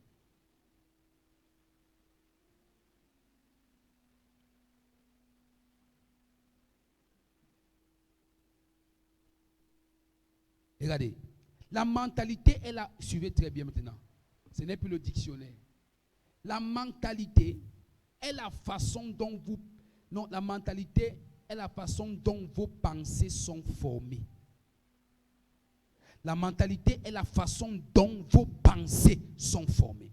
Ça veut dire que la façon dont tes pensées sont formées est ta mentalité. Autrement dit, c'est ton raisonnement de base, si tu veux. La mentalité est ton raisonnement de base. Le raisonnement que tu as depuis longtemps, ton raisonnement de base, c'est ça ta mentalité. Par exemple, quand on parle de l'argent à l'église, ceux qui ont la mentalité de la pauvreté ont un raisonnement. Ces pasteurs-là, ils cherchent déjà comment prendre mon argent. Tu vois la mentalité. Parfois, tu expliques même la Bible. Hein, dans sa tête, il ne comprend pas. Toute sa tête, c'est que, on a ça. Moi, je ne donne pas. Moi, je ne peux même pas croire à vos choses-là. Pourquoi? Parce que dans sa mentalité de base, on a ça. Il est égoïste. Il est égocentrique. Amen. Et il pense que celui qui lui prêche là, cherche le peu qu'il a. Tu crois que c'est l'argent qui bénit? Je vous ai dit la vérité. C'est pour ça que je vais commencer à vous prêcher la prospérité. Cette église est tellement bénie de l'extérieur que de l'intérieur. Je ne te mens pas. Il ne faut pas que tu penses que, sinon te voilà. Comment est-ce qu'on fait tellement de choses? C'est parce que si on regarde. Si tu veux un dimanche, tu me connais. Moi, je n'ai rien à cacher. C'est celui qui est faux qui cache ces choses. Je verse le panier ici, là. Amen. Il te dit que toi-même, compte les offrandes que les gens donnent. Tu vas arrêter, tu vas dire que hey, le pasteur ici a souvent raison. Hein. Parce que j'ai pitié des gens qui disent les pasteurs là, c'est des malhonnêtes. Vous pensez que si c'était l'un de l'église, nous ne disons pas tout ce que nous faisons aux gens derrière dans l'église ici. On ne raconte pas ici, on ne parle pas. Tout ce qu'on fait, on parle pas. Vous pensez que c'est l'argent de l'église, ça peut faire? Ce mois-ci, tout l'argent de l'église est fini sur tous les problèmes de l'église au point où on a ça. C'est même encore même l'argent que j'avais dans mes poches qui ont soutenu l'église. Et cette nuit, j'ai dit à la gloire de Dieu qui est vivant. Je me suis retrouvé en train de prendre le panier et verser devant vous en vous disant que regardez ce que vous donnez. Vous n'avez pas honte. Je prêchais seulement ça. Cette nuit-ci, là où j'ai compris que Dieu veut que je commence à enseigner sur la bénédiction et la prospérité. Mais si ma mentalité était arrêtée au comportement ensemble des gens vis-à-vis de ce que Dieu fait pour eux, tu vas t'arrêter là. Amen. Tu vas t'arrêter là. Je te dis, tu me connais. Tu veux tout à l'heure là, quand on va donner les offrandes. Essaie-moi par loin. Je verse là, tu vois. Tu vois comment les biens que tous les maguides ont refusés vont se déposer ici. Il faut changer ta mentalité. 80, change ta mentalité.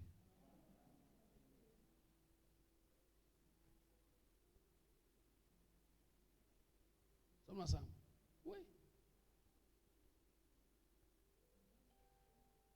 C'est des gens qui, nous sommes en train de prendre les lumières, c'est les gens qui suivent, qui disent, ah non, les vidéos ne sont pas, il faut encore ajouter la lumière. C'est eux qui envoient l'argent.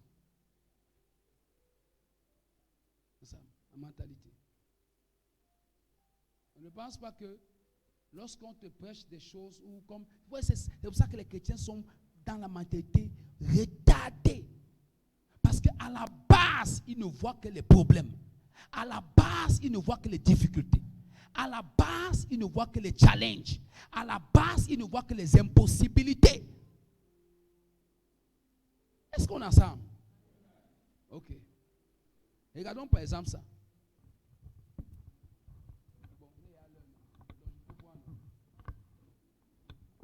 Il va donner un exemple. Amen.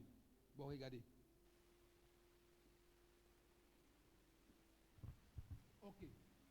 Supposons que c'est un verre ici. On est ensemble. C'est un verre d'eau.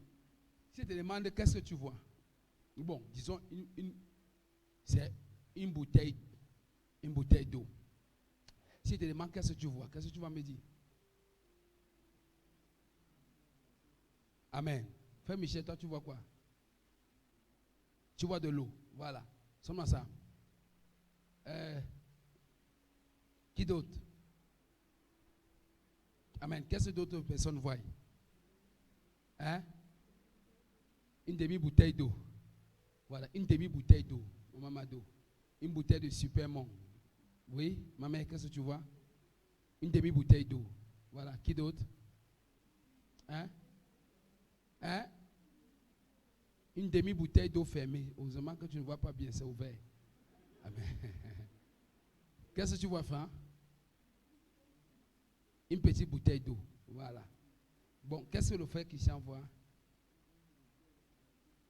Voilà, c'est lui qui a bien vu. Une bouteille à moitié pleine. Ça veut dire qu'en fait, je peux la rendre. Voilà comment la mentalité doit changer. Il a vu à moitié pleine. Ça veut dire qu'il est conscient qu'il faut que ce soit rang. Quand tu dis demi, ça veut dire que je peux l'utiliser. Tu comprends maintenant ce qu'il veut dire? Demi, je peux l'utiliser. Comme ça. Un autre dit que non. C'est mieux que je remplisse avant de m'en procurer. Voilà, c'est ça la mentalité. Ça veut dire qu'il y a des gens qui voient les difficultés. C'est pour ça qu'à la base, leur raisonnement, même si tu lui prêches sur le règne, comme je suis en train de parler, il ne peut pas changer. Pourquoi? À la base, sa mentalité est déjà conditionnée à voir d'une certaine manière. C'est ça qui tue les hommes. La mentalité est dangereuse. C'est pour ça que c'est la mentalité qui a maintenu le peuple d'Israël 40 ans dans le désert. 40 ans. C'est pour ça que c'est la nouvelle génération qui entre. Pourquoi certains vieux chrétiens ne voient pas les miracles? À cause de leur mentalité. Et la Bible dit que Jésus ne put faire aucun miracle. Où? À Nazareth. On est ensemble. Et jusqu'à Jésus a sorti la phrase mythique que vous connaissez. Un prophète n'est pas reçu dans sa propre patrie. Parlant de lui-même pour dire que mes propres gens. Pourquoi? Parce que dans leur mentalité, ils voient le fils du charpentier. Donc, à la base de leur raisonnement, ils ne manquent que garder un esprit comme un charpentier. Ils ne manquent que garder un esprit comme quelqu'un de rien. Comme celui qui portait le bois derrière le père de Joseph. C'est pour ça qu'il faut changer ta mentalité. C'est ton raisonnement de base. Change ta mentalité. Les églises ont des petits résultats, des petits champs à cause des mentalités. C'est pour ça que vous allez voir dans les églises de réveil, regardez quelque chose. Dès que quelqu'un a un petit salaire de 200 000, le pasteur marche derrière lui. Et dès que tu ne marches pas derrière lui, il dit, le pasteur est orgueilleux. Hein? Parce que sa mentalité, c'est qu'avec mes 200 000, je suis supérieur. Il faut que tout le monde se plie à... C'est pour ça qu'on souffre dans les églises de réveil. Ils cherchent des pasteurs qui vont marcher derrière eux. Dès que tu ne marches pas, c'est un orgueilleux. C'est un orgueilleux. Il n'écoute pas les gens. C'est un orgueilleux. Avec 200 000. Tes 200 000 là ne peuvent pas bien payer ton loyer. N'envoie même pas tes enfants à l'école. Ne les nourrit même pas. Et tu es orgueilleux. Et tu vois, c'est là où chaque jour le pasteur parle l'exhorter. 200 000 francs. 200 000 francs.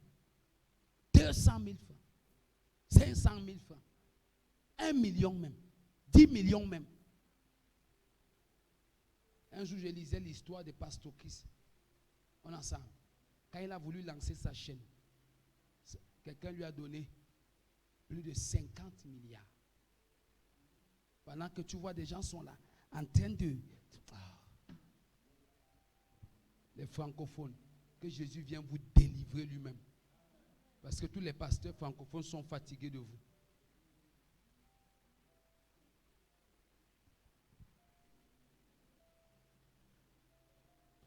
C'est pour ça que quand quelqu'un a une mentalité large, on est ensemble, vous allez voir, il va rêver, imaginer des choses grandes.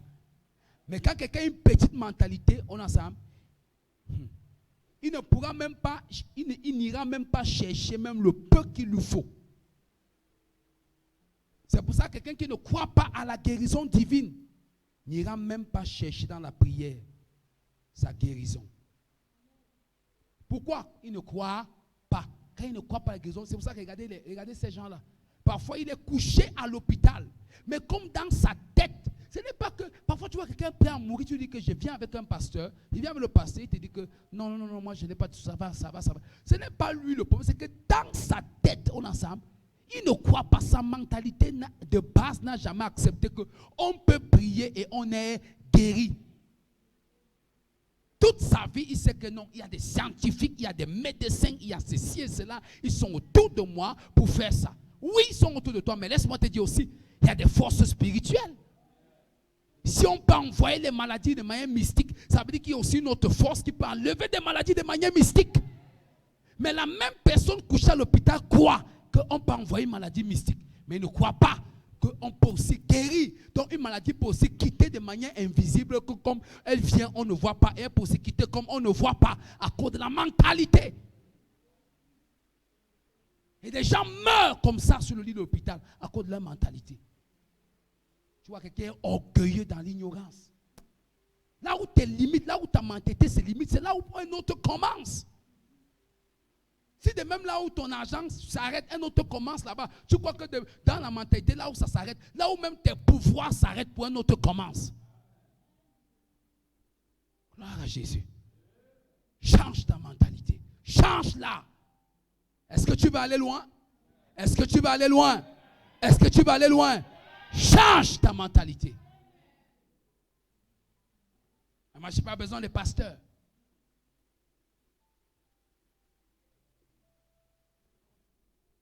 C'est pour ça qu'on peut avoir un bon état d'esprit comme l'apôtre Pierre.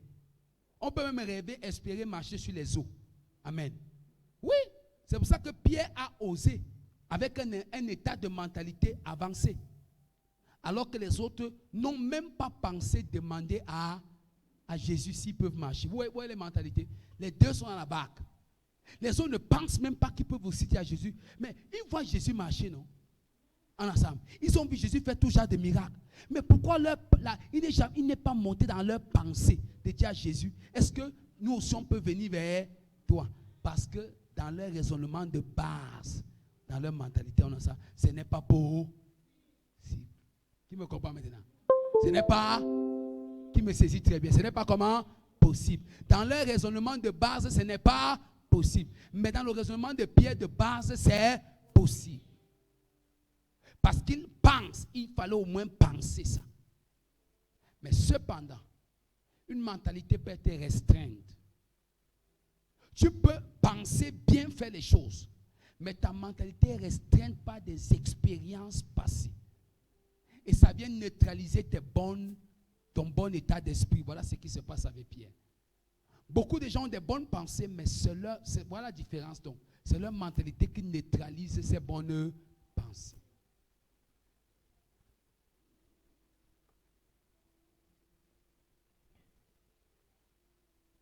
C'est pour ça qu'une fois il a marché sur l'eau, ensemble, les vents forts l'ont influencé. Et il a cessé d'être focalisé. Et il a commencé à entrer. Pourquoi? C'est très important. C'est là où on a la différence entre la pensée et la mentalité. Il avait la pensée que Jésus peut lui faire marcher sur les eaux. Mais son expérience de pécheur, c'est-à-dire, vous connaissez qu'il était un pécheur. En ensemble, la dangerosité des eaux due au vent fort, en ensemble, autrement dit, sa mentalité rattachée à ses expériences passées, lui ont dit, Pierre, tu sais même sur quoi tu marches là, mon ami. Sa mentalité a dit, tu sais même sur quoi tu marches. Tu ne vois pas le vent qui souffle. Donc voilà, c'est tout ça qui a fait Pierre redevenir conscient qu'il était sur l'eau, la mentalité. Qui comprend un peu ce que j'ai dit? Parfois, Parfois, tu as envie de voir les choses changer dans ta vie. On a ça. Mais à cause de ta mentalité, tu n'y parviens pas. C'est pour ça qu'on arrivera demain, notre enseignement demain. Comment il faut travailler sa mentalité. Je toucherai ça demain. Travailler sa mentalité. Vous allez voir que ça vous fera extrêmement de bien ce que je vous partage.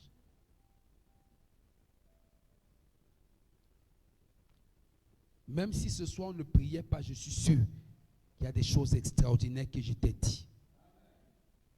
Pourquoi? Parce que la peur a créé des expériences que nous avons eues. Et la peur est créée autant pour moi par des expériences que nous avons eues et ce raisonnement qui est notre mentalité.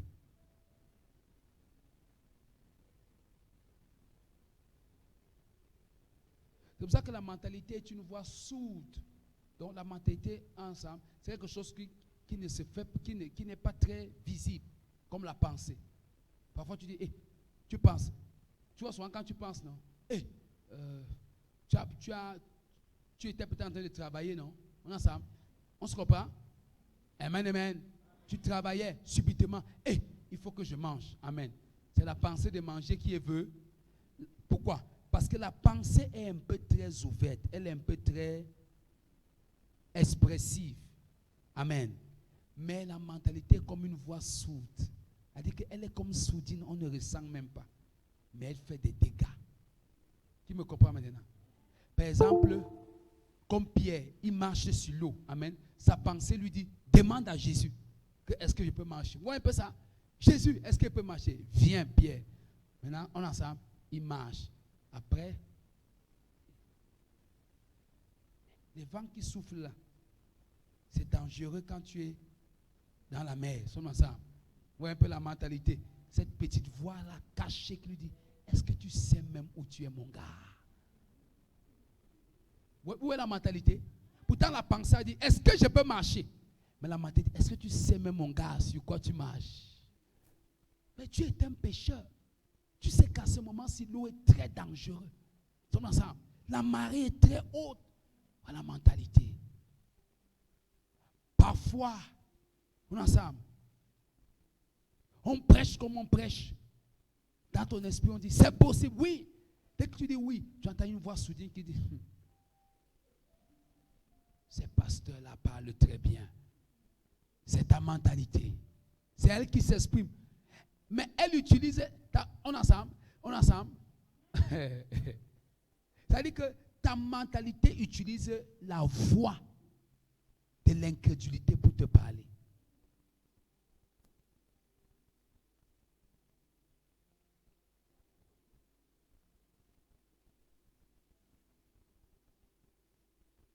Alléluia.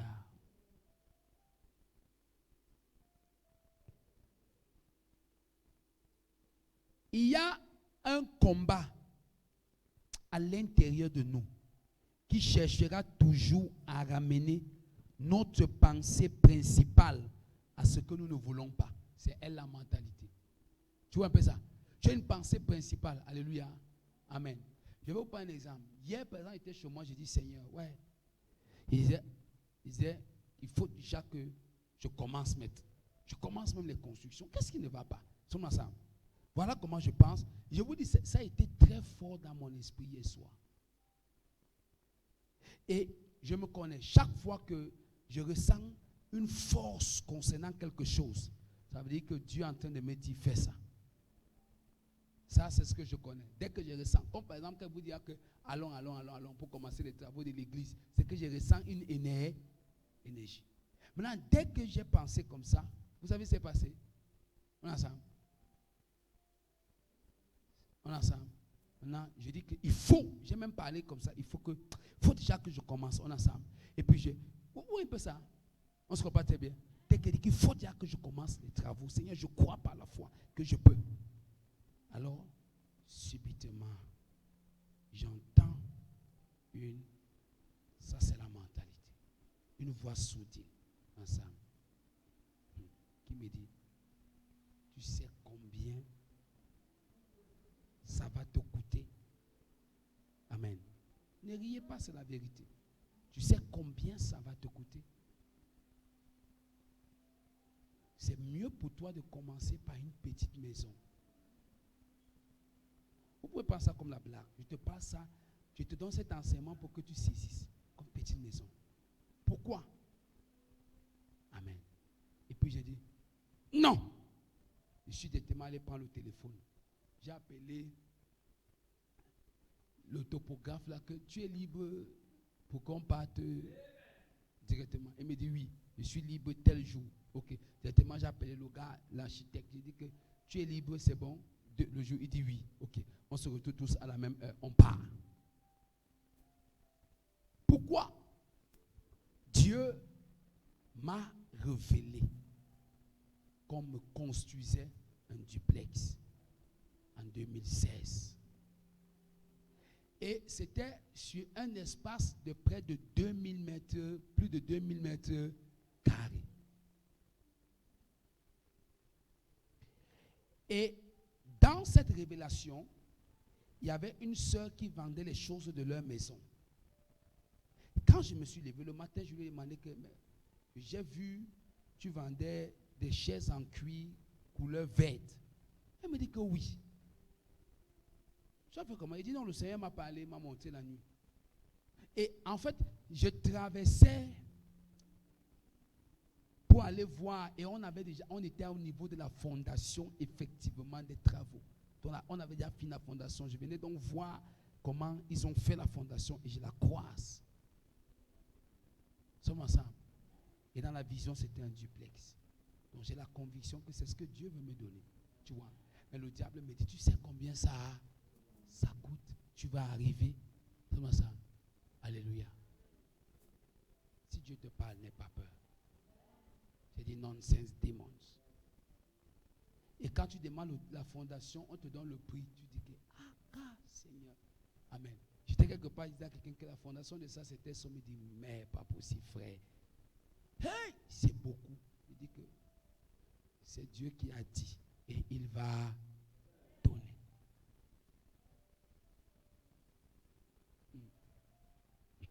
Amen. C'est Dieu qui a dit et il va donner. Vous devez croire. Change ta mentalité. Je vous donne ce conseil. Change-la. Je vais toucher ça demain. J'ai prêché de manière générale. Demain, je vais toucher maintenant. Amen. La petitesse de ta mentalité. Comment rendre élastique ta mentalité. Tu vas comprendre ces choses. Ton vrai problème, c'est ta mentalité. Comment est-ce que tu regardes ton commerce?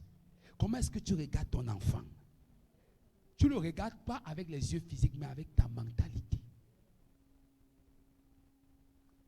C'est pour ça que même les paroles qui sortent de ta bouche sont la conséquence de tes mentalités. Je vous prie. Oh, qui est avec moi ce soir? Qui saisit bien ce qu'on enseigne ce soir? Peu importe où tu es, peu importe ce que tu fais, peu importe qui tu es, si tu changes ta mentalité, tu vas devenir une admiration demain. Et je bénis Dieu pour la mère. Parce qu'au début, elle me dit, chérie, c'est possible que tu arrives. C'est mieux d'abord qu'on fait un petit truc à côté et après. Je dis que Dieu a dit. Vous savez ce qu'il a compris avec Dieu? Si Dieu tente de commencer à mettre le premier pas, Dieu va lui-même accomplir sa parole. Voilà comment Dieu est. Mais le diable, c'est ça. Il vient amoindrir ta mentalité. Quand on donne, je te dis que rien que la fondation de l'église, hein, je te dis la vérité, tu sais combien ça va faire? C'est près de 17 millions. Amen. Dis un amen ici, Jésus est vivant. Tu as dit amen. C'est près de 17, rien que la fondation. C'est là où, regarde-moi bien. C'est là où c'est là où mon église va commencer. C'est là où je connais les fidèles. Et je n'ai même pas peur. Même pas. L'autre n'a même pas peur. Il dit Somme 24, verset 1. Amen.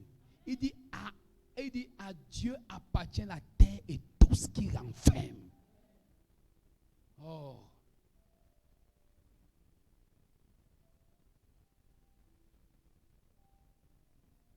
En anglais, on dit à lui appartient la terre et la plénitude de toutes choses. Donc, il couvre toutes choses.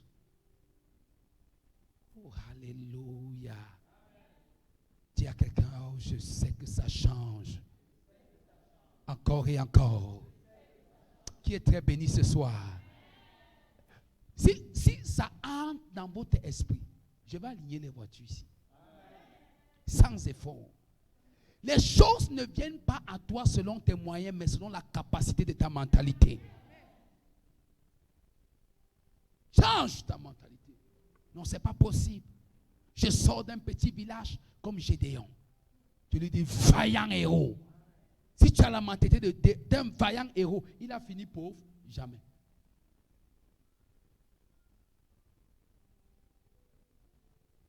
Je vois tellement l'ennemi chuchoter. Donc il y a toujours un combat à l'intérieur de toi qui cherche à toujours te ramener à ta pensée principale. Que tu ne peux pas. C'est cette voie-là qu'on appelle la mentalité. C'est comme ça que je finis. Dans le monde, il y a la mentalité, par exemple, des francophones. C'est une mentalité des gens qui sont toujours en train de critiquer. Quand un francophone est assis là où les mamans Mado sont là, amen.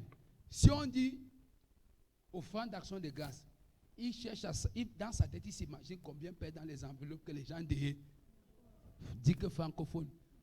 Si tu étais parmi, lève la main, tu es délivré. Voilà les francophones. Tu ne lèves pas par honte, amen, mais c'est la vérité. Tu vois le francophone. Voilà le francophone. Le francophone a toujours cette mentalité de critiquer, de remettre en cause, d'accuser, de créer des coups bas. Nous sommes ensemble. Voilà la mentalité francophone. Il y a la mentalité des anglophones aussi. Il y a la mentalité des occidentaux. La mentalité des Américains, c'est la mentalité du gros cœur. Ils aiment les grosses choses. Tu vois, un Américain, ils aiment les grosses voitures. Tout ce qui est gros là, c'est pour les Américains qu'on fabrique ça en réalité. Parce qu'ils aiment ça. La mentalité des Chinois, amen. Ils font comme s'ils ne connaissent rien, ils n'ont rien, mais pour finir par vous dominer et vous envahir. Donc, il y a la mentalité des Bamileke, il y a la mentalité des Eondo, il y a la mentalité, je ne sais pas, des Étones, mais tout ça, c'est des mentalités partout. Mais il y a une mentalité qui est appelée la mentalité du royaume. C'est celle qui est de Dieu. Elle surpasse toutes les mentalités. Ça veut dire que si tu as la mentalité du royaume, au pays des Eondo, tu réussis. Au pays des Bamileke, tu réussis. Parce que celui qui a créé toutes ces tribus-là, on ensemble, t'a communiqué sa mentalité. Oh, tu n'entends pas ça. Et il n'y a aucun territoire qui peut te stopper. Il n'y a aucun territoire qui peut t'arrêter. Donc, je conclue ce soir en disant, ne dis pas, est-ce que je peux arriver? Pasteur, est-ce que c'est possible? Si tu as la mentalité du royaume, on ensemble au désert. Parce que celui qui a créé le désert règne en toi, tu vas régner au désert. Aïe, aïe, aïe, aïe, aïe, aïe, aïe. Machata kabaya. Ah! Oh non, je vais faire comment? Je suis dans un pays que je ne connais pas. Sommes ensemble. Celui qui connaît ce pays-là habite en toi. Change ta mentalité. Change ce soir. Sois sérieux. Certaines personnes souffrent à cause de leur mentalité. Des années sur place. Je le vois pleurer. Il pleure, c'est sa mentalité. J'étais avec un pasteur dernièrement, je prêchais sur la mentalité, il a commencé à pleurer. Il me dit, est-ce que tu sais comme de Dieu, il y avait un terrain de 700 000 à côté qu'on nous proposait. Mais au lieu même que je vienne par la foi prêcher par là à l'église, parce que je lui expliquais que par la foi, nous si on était à 40 pour faire ce qu'on a fait. Je crois qu'on a terrain sur nos nombres stables, c'était 40. Au départ, quand on commençait l'église et on faisait les travaux aussi. Et quand on a commencé les travaux, c'était même on suit. Amen. Nous sommes ensemble. Ça ne nous dérange pas. Amen. Mais dans ma mentalité, c'est que rien n'est impossible. Il dit donc qu'il a eu peur. Et c'est ça. Vous voyez même aujourd'hui, pour prêcher, le donner chez les francophones, les pasteurs ont peur. Vous savez ça, non? Plein de pasteurs ont peur de prêcher aux francophones parce que subitement ils seront critiqués. Les gens vont commencer à fuir l'église. Les gens vont commencer à parler par derrière. Bien aimé. À chercher même 10 vous parler, je prêche la parole. Si c'est moi, si je suis déjà mort depuis, jusqu'à les asticots sont finis sur mon corps.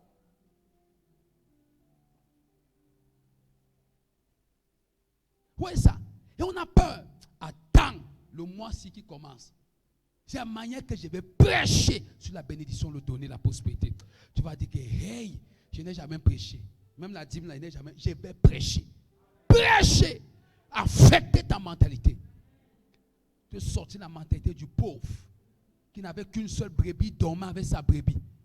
Il nourrissait sa brebis. La brebis est faite pour dormir avec elle. On doit avec elle sur le même lit.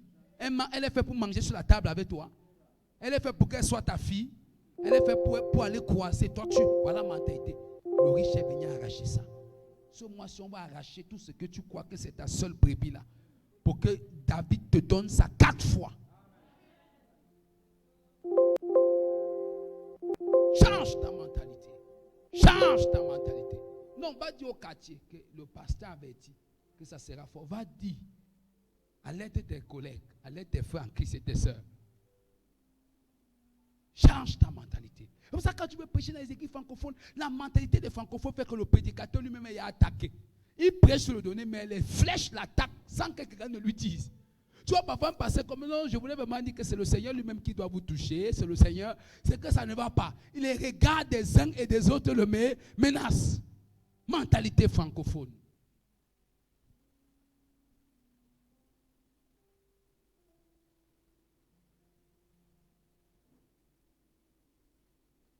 Dans cette salle. C'est pour ça que quand ta mentalité est petite, tu penses que, on ensemble, c'est par tous les miettes qui passent sur tes mains que tu es un homme heureux. Quand ta mentalité est grande, tu sais que je peux ne pas avoir, on ensemble, mais par le développement de ma mentalité, ce que j'aurais serait un lot.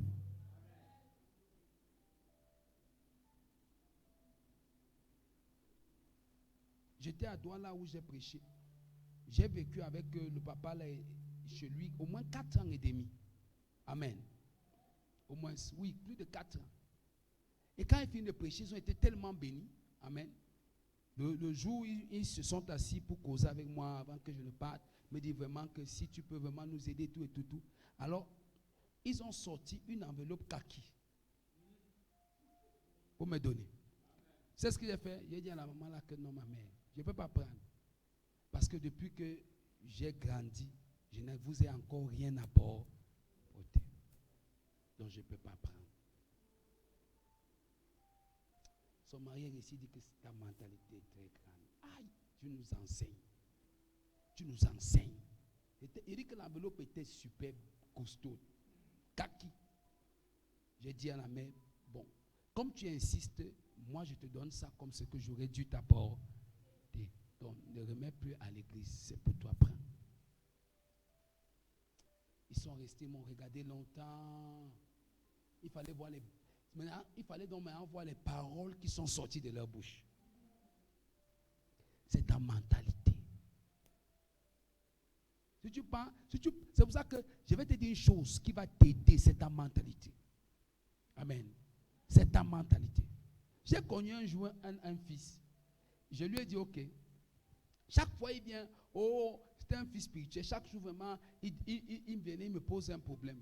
Ok, un jour, j'en avais marre. Il est venu, j'ai pris, comme il savait combien il me posait toujours comme problème, j'ai posé la somme d'argent j'ai posé la bouteille d'huile d'onction à côté. Et dit, qu'est-ce que tu choisis entre les deux? Donc, toi, tu choisis l'onction, tu choisis l'argent. L'onction donne plus que l'argent que tu vas prendre là. Voilà dans nos mentalités, on est limité à là, alors qu'il y a l'onction qui est à côté. On laisse l'onction pour chercher l'argent.